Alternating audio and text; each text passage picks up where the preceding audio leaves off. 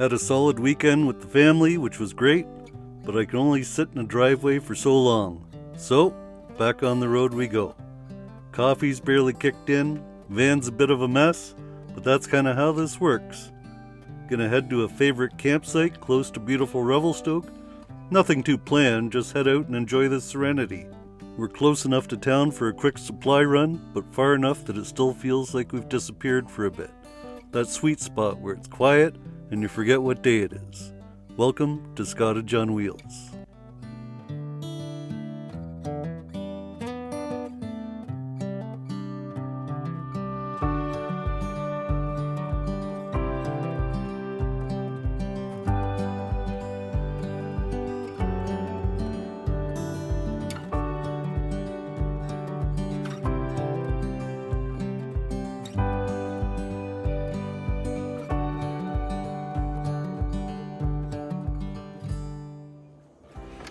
Well, good morning from Begbie Falls.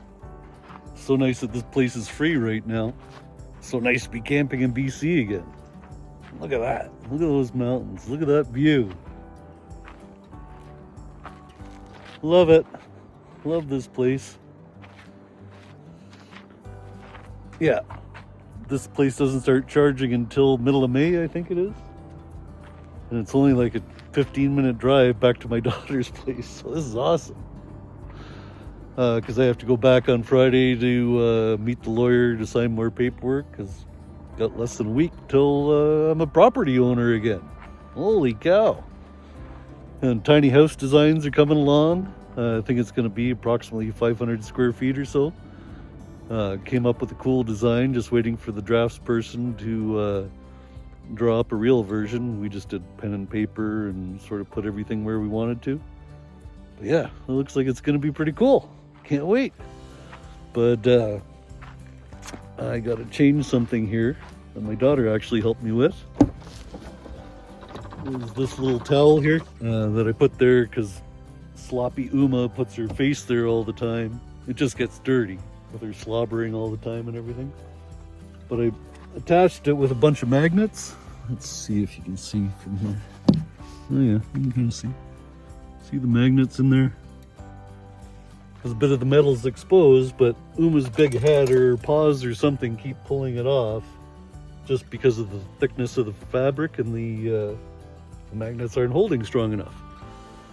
So my daughter was nice enough to sew a little strip of fabric on there.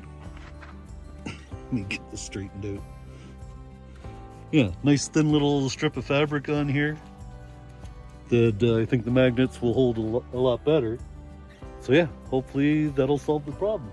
And then I got to change my air filter on the van. They offered to do it for me at the oil change, but it was like 3 times the price of just buying one and doing it yourself. So yeah, I'm doing it myself. All right, so I just got I just got 4 of these magnets because there's a little bit of metal exposed behind this armrest. So this piece of fabric will go in there and hopefully hold the magnets a lot better. Or the magnets will hold the fabric better. Oh yeah, that holds it a lot better actually. Woohoo! All right, thanks, Kate. Fixed. All right, next. All right, so for my next project, I have to change the air filter in this. I probably should have got the cabin air filter at the same time and replace that, but I can do that later. It's looking a little dirty under there. But yeah, to get to this air filter, I think you have to take this entire hose off to get to this piece to pull that off. So I need either a flathead screw or, what is that, 8mm, something like that. All right, so I'll take that hose off and show you how I change the air filter. All right, so it was 8mm to get the hose clamps off. So you pull this whole assembly off, and then you're left with this. And there are 4 screws that you have to remove. Well, those Chrysler engineers sure made it tight for getting that out. but the screws stay in each hole. So yeah, you just slide this whole assembly out, or jury rig it out, and then you should just be able to pull this whole air filter out. Nasty and dirty compared to that one. Yeah, just a little bit different color. I guess it just sits down there like that. And then you just put it back together the way you took it apart. Hopefully that'll be a little easier. Yeah, tight fit, holy cow. Forgetting the 4 screws in this thing. Yeah, you really have to be tight. Maybe I'll get a socket wrench and do it that way, see if it's easier. I'll let you know. I almost forgot to mention that these tabs here go on either side of that bracket there. That's all you need to do to line it up. All right, that went way easier using this small socket wrench with 8mm on the side. Did all those bolts nicely. Just make sure that this top housing is sealed to the bottom one. I really had to finagle with it to get it to fit properly and get those 2 tabs around that bolt. And yeah, so I think for the hose, it's just that little tab there has to line up in between those 2 little slots there, and then everything else just goes together and tightens up. And just like that, we be done. So yeah, just had to tighten up those 2 hose clamps. That one was so hard to get to. Holy cow. They don't leave much room, that's for sure. Yeah, everything's nice and solid. Buttoned up. I guess it's time to take Miss Uma for a walk. All right, I think I changed my mind. I think I'm going to have a coffee first before we go for our walk. I had to go back in town today to sign some paperwork. I got here yesterday, actually, and didn't realize I had to sign some more paperwork for the down payment money that I'm giving my daughter. Yeah, we worked on a co-ownership agreement, too. If you're doing a tiny house with your children or with anybody else, I recommend getting a co-ownership agreement. That way everything's in place if one or the other wants out for some reason, or how long you want to stay for, or who the property gets, the beneficiary, who becomes the beneficiary, which is obviously my daughter, who's my only child. And yeah, just certain rules that, you know, if I have to fix my house, it's on my cost. If they have to fix theirs, it's on their cost. Any groundskeeping costs are split 50-50. Insurance is to be determined once the property's up. Then we have to make it fair for both properties. And yeah, just want to make it fair and simple, and to make sure that I get my money if I want to leave, that all the money that I invested I get back, sort of thing. You just have to do these things because you never know of separations or divorce, or we don't get along after a couple of years of living beside each other. Who knows? But yeah, definitely a good idea to get a co-ownership agreement. Definitely. All right, coffee time. Oh yeah, another thing. Where's everybody watching from? Leave it in the comments below. All right, we are on our way to the lower Begbie Falls. Uma and I walked to the upper ones yesterday. Didn't take any video there, but I hope this drone gives some perspective of how far down you have to go.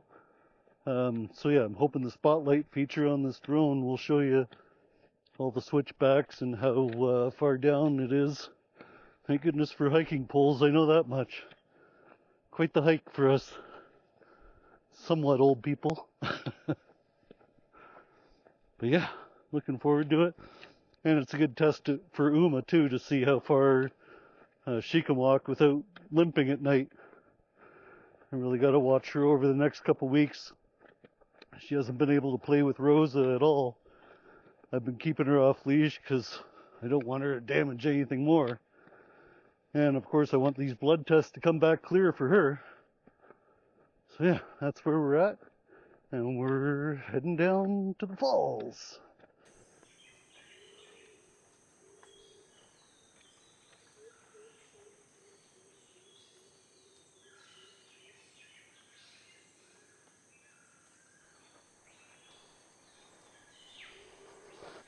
Alright, I really hope this works with the perspective. When I was setting up the drone, I dropped my other pole and the bear sprays, so when I come to the next level I have to grab those.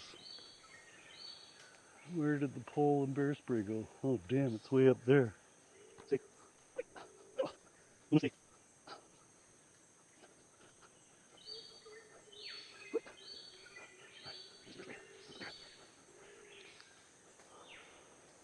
Alright. Bear spray, pole. Now to get back down.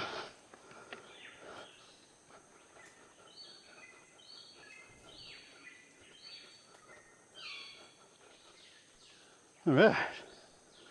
I made it without wiping out. Alright, Uma. Come here. Alright, well that wasn't what I had planned for this footage.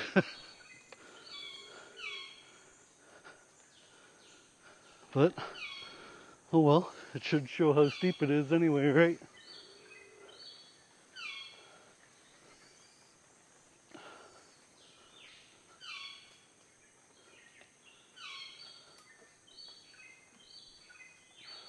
Hey Uma, what do you think? Pretty awesome, eh? Look at that. Gotta love these falls in the springtime when it's running hard like that. Coming out of multiple spots up there. So cool. I love these falls. And it's gotta be like at least 5 degrees cooler down here than it is up top. But yeah, love it.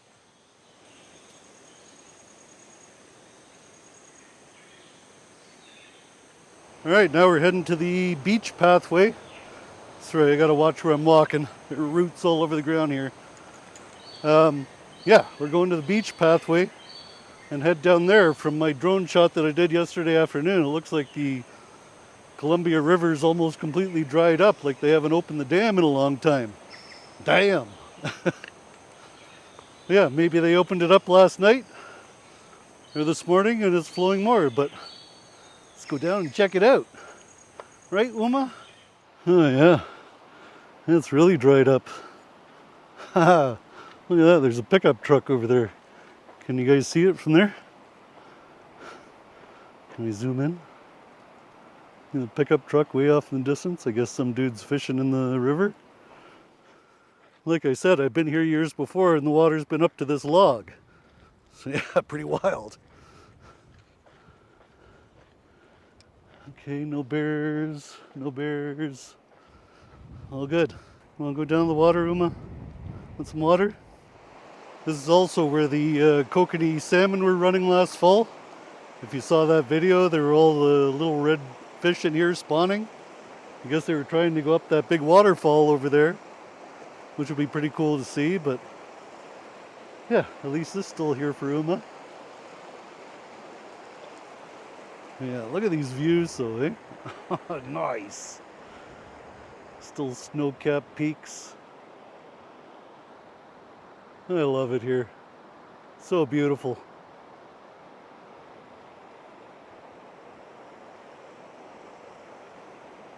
Alright, I think we're both going to have a drink of water and then head back up to the top. What the heck? We're getting snow. It's crazy. Well, a few solid fixes, a great campsite, some nice hikes. What else could I ask for? It was a good week. Hope you guys enjoyed the video, and we'll see you next time. Don't forget to hype, subscribe, and do all that other good stuff. See you guys next time. Take care, guys.